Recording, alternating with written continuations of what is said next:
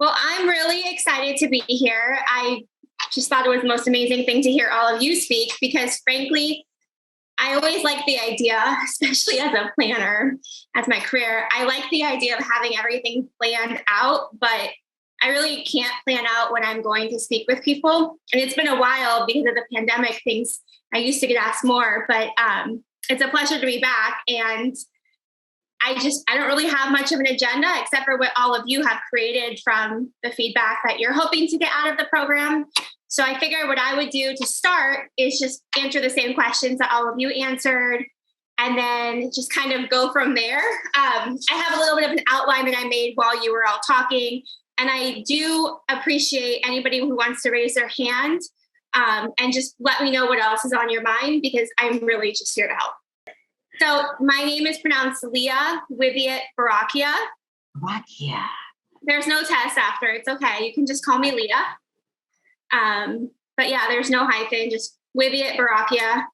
And my favorite food right now, I would have to say it's breakfast as well. It does change. And then in terms of what I like to watch, a couple of you had mentioned documentaries, and that's what I love too. Except for when I've just had too much on my mind and I really need to just forget about everything, then I'm in for pretty much any reality show. Yeah, I don't discriminate on reality shows or anything, but what else? And then what was the other question? My favorite food? I have an outline, but I need to fix the formatting on my computer. If I look away, it's just food. Checking my outline to make sure I don't forget something. Food, did you say? Yes, your favorite food, Leah. Oh, well, with breakfast, I would say lately I'm just craving bagel with eggs and cheese. I'm super boring. I think I pretty much hit all of those questions. Perfect. So without any more ado, I guess I'll go into a lot of what I want to accomplish during this meeting and moving forward. And for me, especially hearing everybody talk about what's most important to you, I definitely want to see women dominate more of the industry than we do. I sometimes get down when I hear about the statistics on women. So I will bring them up only to say that if we understand the situation, we can definitely solve the issues that are keeping us from dominating in more fields. So I want to just drive that point home because it really does take a village of understanding and education. So it's conversations like this that make a huge impact. So this is really great. I'm excited. And professionally, I think you heard about my bio already, so there's not much more to say, but if I can be a resource, then I'm here to help. So it's pretty much my whole intro. In terms of what I want to make sure that we cover today. So it sounded like some of the main themes I heard were working while balancing career, family, and life. And then we'll also cover how to run a business, a little bit on the business plan specifically as well, working with family, financing and work, and I have to say it as a woman. And then I think it's great to end with the support system because that's what we can also take moving forward. So I have a little outline, but for the most part, I'm going to try to just look at the camera so it's not awkward looking away. But I would say regarding, working and balancing a career, family life, and family structure, for me, I don't think that balance actually exists. And a lot of the really successful women who I've spoken with, they tend to agree because we're not really in control when we have a family. So if my toddler comes in right now, there's nothing I can do. I just have to wait till my husband comes and grabs her. And that's more of like a short-term situation, but long-term as well, kids go through stages. So there's certain weeks that they're having, a leap or whatever you call it. And those are the weeks that, work is not going to get as much attention as I would like, especially as an entrepreneur. We tend to be workaholics. So we do just have to keep that in mind that we probably end up working a lot more than what we even need. And so one of the things I would say regarding balance is, and I touched upon it previously because it's really important in my intro, it's really being careful of your time, guarding your time. Your time is your biggest asset. There's firms that I've worked in where we actually tracked how much money we made based upon the activities that we did. And I'm not saying that you need to go to that kind of level with your time, but there are some interesting concepts that you get when you write down even just, what you spent 5 minutes on in the morning, whether it's, chit chat and then checking email. And, as you kind of go through all of your activities, you start to realize, well, maybe I could check email once a day or, twice a day, depending on the day. So I would just say the biggest drive home point regarding balance is just guarding your time with your life, almost being, I don't want to say obsessed, but focused on it in the beginning, because a lot of businesses, they don't fail because their failure is, kind of a strong word, but they don't stop getting focused on because they're not a great idea or because the entrepreneur isn't amazing. It's because the time that was needed, wasn't spent, and it takes time to figure out what works in the business. So the more that you can just devote time to the right activities, it's hard to figure out, but it'll actually benefit you in the long run to figure out the right activities for a return on investment, for example, in your business. I hope that comes across the right way. And I can go into more detail if anybody wants, or we can move on to some of the next points. So I want to make sure, maybe you can put a chat message in if you want me to do something different, focus on, a point more than another. So if I don't see a chat, I'm just going to keep on moving. Is that good? Hopefully that's good. I can see you, Janise, on my screen. So thank you for the nod. I also have learned, and every business has to do, growth of the business. And I've noticed that some people, I'll hear comments that, oh, I love, for example, in real estate. I didn't hear a lot of details on the actual businesses that you're all pursuing. So if you want to put that in the chat, I can be very specific. And I'll just start with the example of real estate. I'll hear people say, I love being a realtor, or this person's great at it or whatever, but they can't get clients or whatever that situation is. Okay, photography. We can use photography because in photography, you really need clients too. And there's always something that you're selling, especially when you first start out in your business. E-commerce, same thing, definitely. It's just online. So what I would say is that what works for one person doesn't work for somebody else. And I know that's actually kind of like hard to figure out. So in the beginning, it's good to have a mentor and do what has made them successful. But if you're really going to have a sustainable business, you really need to figure out what works for yourself. And what I have found, an easy way to figure that out, easier, is just being yourself.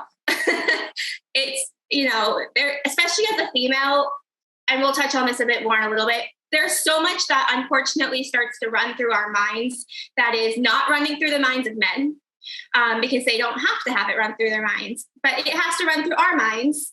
So, the more that we can just be ourselves, the less we have to think about it. Just is much better. I'll just tell you, for me being in finance, being one of the only females in, huge firms, this like the way that business is even done, it's a man's club, so if I go in there, not deepening my voice, because I started when I was 15 in finance at State Farm, and then eventually became, a career person in finance at a different company, bigger firm. But, especially at that point, I was so young, I had to maybe do this a little bit more extreme, but, you do things like that where you've got to wear glasses or, carry yourself a certain way, or like you can't talk about something. And I think that maybe some better examples for our demographic is regarding pregnancy or regarding, having kids. Fortunately, I've had my own firm during all of that, but I got to say, when you're kind of but when you're building the culture as well, and you're hiring new team members, I would just say be yourself on all of that. Your situation best and you trust your intuition best, but the more that you can not be on a script or not being on what has worked in the past for people, the more that you can really just attract the people who are going to believe in you and help to propel your business forward. Because frankly, most people have seen most businesses and you might have a really unique spin on it, but you've got to find a way to really connect with those stakeholders who you need. So I would just say, please be authentic, please be yourself as much as you possibly can. So that's my bit on authenticity. And it's still part of how to run a business. The other thing regarding how to run a business that I think is critical, all of this is for early stage businesses, is processes. So just being hyper focused on your processes kind of goes with time. So we don't have to focus too much about it.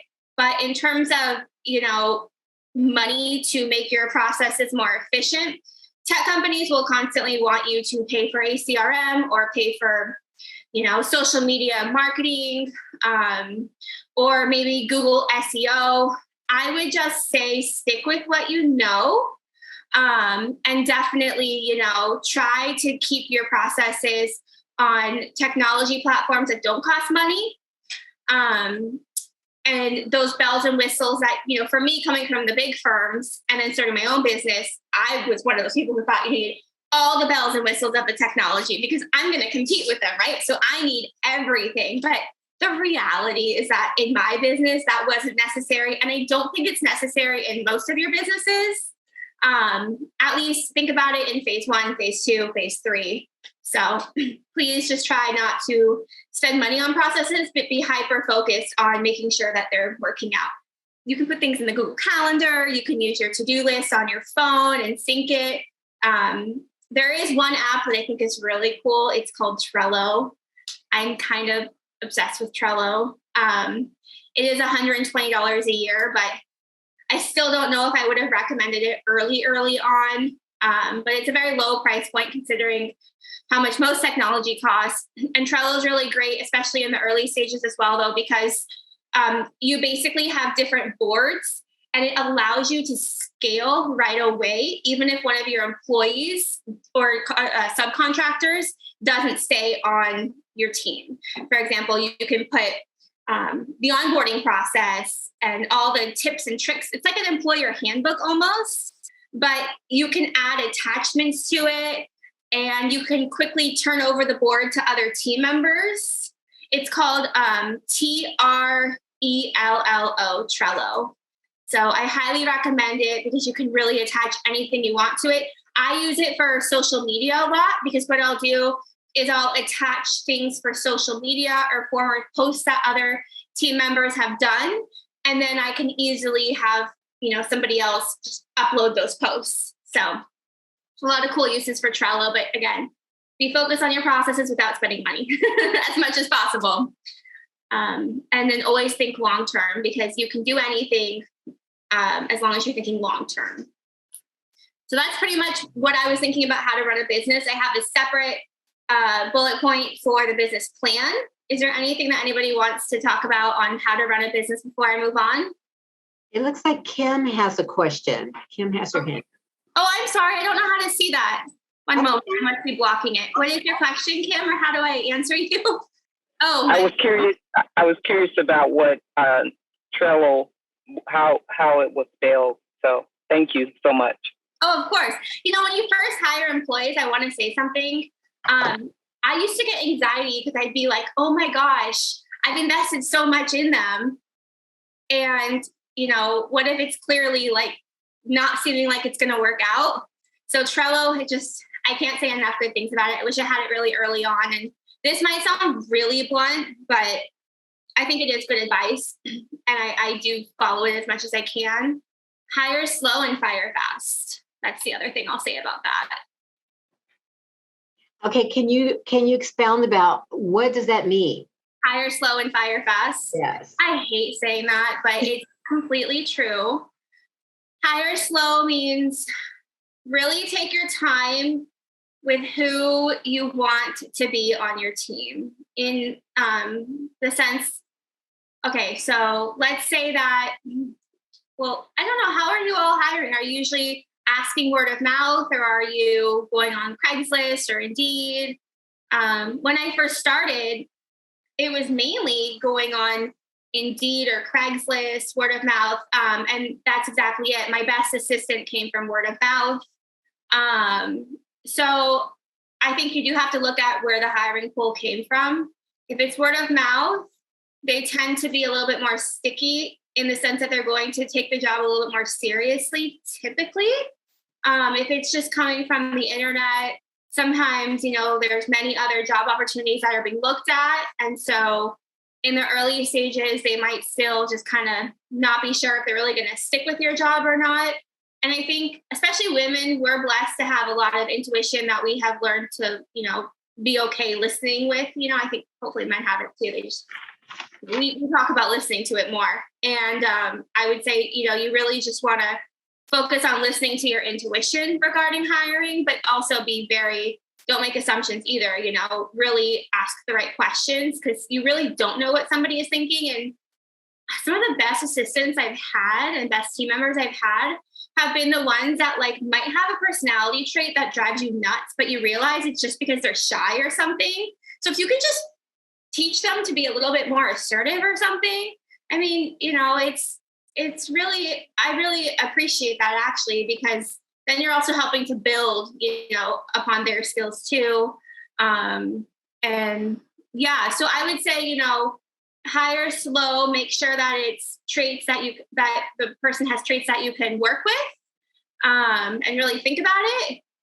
But then, if somebody does something, there's just non-negotiables as well. I don't know, if you're late 3 times, bye, or some of it's not so clear cut, but if it really has to do with dropping the ball on things. Fortunately, I can't recall ever dealing with something like theft or something, God forbid, but I know that happens, and that's obviously an immediate, someone needs to be fired. But I just think if it's not working out and you have to have a conversation first, also because it's the right thing to do, and for liability reasons, you need to have a conversation first. But if you have a conversation and there's clear expectations and you're not seeing any kind of changes, then, it doesn't matter anything else. You really just need to, for the most part, fire fast, so to speak. Does that answer enough? I always feel bad. Cool. Let's talk about the business plan a little bit. So I've had a lot of help. I've had a lot of help from the center in general, and I think amazing things about the Coachella Valley Women's Business Center. I can't say enough amazing things about the center. I don't think that there's words to really actually communicate what I think of the center. So yeah, excuse the things. And I don't know what to say. When you feel like someone has made such an impact and opened your eyes to so much, it's hard to know what to say.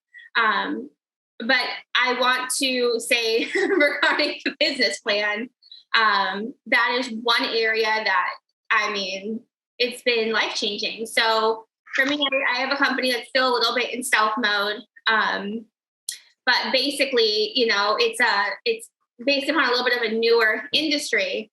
And I've learned a lot regarding business planning. Number one is that business planning being the written actual business plan. So number one regarding the business plan is that details. So I don't know about you all, but for me, when I think about business writing, I think concise. I think also, I can't help it, protecting your IP. It's a little scary to put all of your brilliant, in quotation marks, ideas on paper and then share it with the world. And you do have to be careful, but you have to be assertive. You have to be assertive. And the reality about doing a business plan that is actually going to take you, from one level to being, say, a finance level, getting some huge amount of financing, is that it needs to be full of details and answers to every single question that you can't even think of. So you need other people to look at it, and then you need still more people to look at it. So regarding the business plan, I would say even in 2 weeks or a month, however long you have to do it, you're going to finish it, but then you're going to keep on working on it so that as your business evolves, you both have a living and breathing document to reference, but then also so that you have a plan that you can easily communicate to bankers or venture capitalists, whoever the financiers are, perhaps angel investors. You need to be able to communicate in detail with financials what it is that they're lending you money for or co-investing with you for. So I would just say of everything that you're doing regarding your business planning, that business plan, look at that, like what's going to take you from first year of business to being a multi-million-dollar company and beyond. And treat it as such. Imagine somebody is giving you $1 million to do this plan or more. So let's move on then. Working with family. So, there's 2 ways to work with family, right? There's working with family as your network, like being on your team. But then there's working with family as being a client. So I would really love, this would actually help me a lot to help you, if you all could give me some examples of where you thought about working with family, because I can assume that it's in the hiring process and, helping you to build the business more as a team member.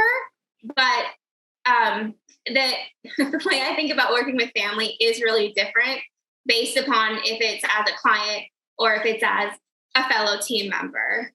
So I'll start with just being a team member. And actually, this isn't going to be too long because frankly, we already touched upon hire slow and fire fast. I think that family really needs to be considered in the same way that you would consider any other team member. They need to have the right skills. Now, a pro and a con list is always a good thing because there are some positives that family members bring that you really can't find, at least not easily. Especially early on in a team member. Family is going to be a lot more loyal typically. Family is going to, I would hope, be a lot more dedicated as well. But I think even when I say I hope, right, like people are going to disappoint you and it's going to be even more so in the beginning of your business. So I would just say if you feel like something is coming in the way of the family relationship, I would try to stay away from it in terms of not working with family until you feel like that's more of a safe zone. Because the last thing you want, of course, is to think everything is fine with your family. And then, now you don't have their support and like you really need it.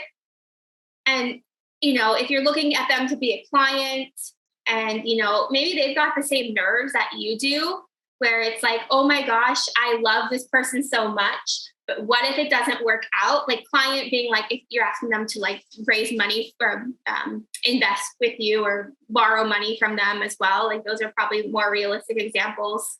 But I would just say, don't take anything personally regarding family. They actually love you so much. That's why they're afraid. So eventually they always come around. And even if they don't, who cares? Like, it doesn't matter. It really doesn't matter because your success speaks for itself. And that's the best, I don't want to say revenge, but if you're upset, then you can think of it as revenge. Hopefully that's helpful. Let me know if you want me to expand on that at all. So I'm going to just bring up a couple of statistics that you need to be aware of. So I still have to read these ones sometimes. When you are financing as a woman, you're looking for raising money. First of all, raising money is a full-time job. Don't ever think that it's a part-time job because it's not. It's a full-time job. And unfortunately, women still, at this time, they get 4% of venture capital money. Women still make 83 cents on male dollars. And we know that for Black women, that number is even lower. I think it's 63% or 68%. There's more men named John as CEOs than there are women CEOs. That one is just like, all of these are just like, wow. Okay. And then there's another one, a Heidi versus Howard study that is just like, basically Harvard did a study and they were applying for jobs using the exact same resumes. And on the name, one of them was Howard, one of them was Heidi. You can see where I'm going. What do you think happened? Of course, Howard got overwhelming responses to the same resume while Heidi did not. So this is a battle that unfortunately we're up against still. And what I would like to say is that as you feel like starting your business is getting harder and harder, because the beginning is really hard, or maybe like as you're getting successful, it's getting really hard, just keep in mind these statistics, and, you know, being uncomfortable means that we're growing. But I want to end with the support system, because that's why communities like the Coachella Valley Women's Business Center are really important. And why for me, you know, I just love this so much, because, and I think probably a lot of you do, because, you know, this is how we are going to all achieve our goals for us, but then also for all of the other women, and, you know, all the work that has been done to get us to this point. I mean, when I was born, my mom wasn't even allowed to take out a business loan from the SBA, right? And so, and, you know, all of these women that we're looking at, I'm looking at Janise right now, I mean, her experience has much more to that than just that. So we stand on the shoulders of huge inspiration. And I just think, you know, we're in a culture right now with social media and lifestyle where like nobody wants to hear this stuff. We just want to see, you know, the Italian dinner that you had, or the flight, you know, maybe like some fancy first class seat or whatever it is. But I think that the more that we can just be aware and talk about it, the more that we can find solutions. And so that's really what I'm here for. Even after this, if anybody wants to use me as a resource for anything, feel free and let me know. And I know the center has your backs, and it's really cool that you're all doing this program, because you're going to crush it. Just listen to what they say and bring up ideas if you have ideas, you know, because you know your industry or whatever. But this is a collaborative environment, so we're really blessed to have them here. Thank you so much for having me.